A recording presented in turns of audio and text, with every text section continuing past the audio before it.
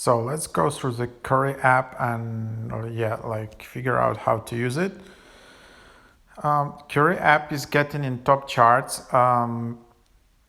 because it's a kind of Uber app for construction deliveries, and yeah, it's a very interesting concept.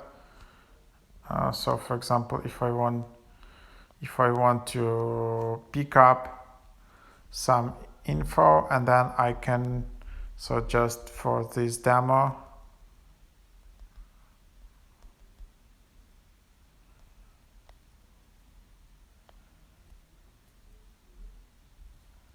so something like that. So here you can see the options, how it works.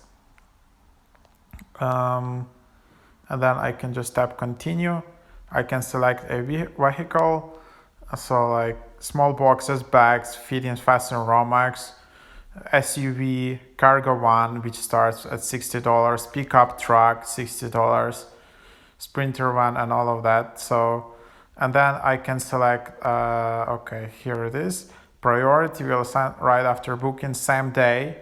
You can select that. You can then select scheduled, and then okay, same day, and then PO and order number, pickup info. If you're the pickup contact, you need to figure all of this stuff out. Drop off info, contact name, drop off internal notes, deliver attachments, and yeah. So that's basically how it works, and I think it's a really cool service. So imagine you're moving apartments from one apartment to another, or houses, or you're doing some construction work at house.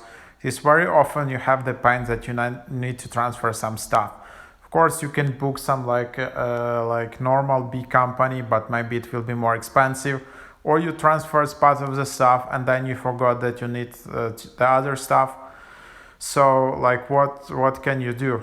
So this is the cool app. It's kind of like a Uber for this.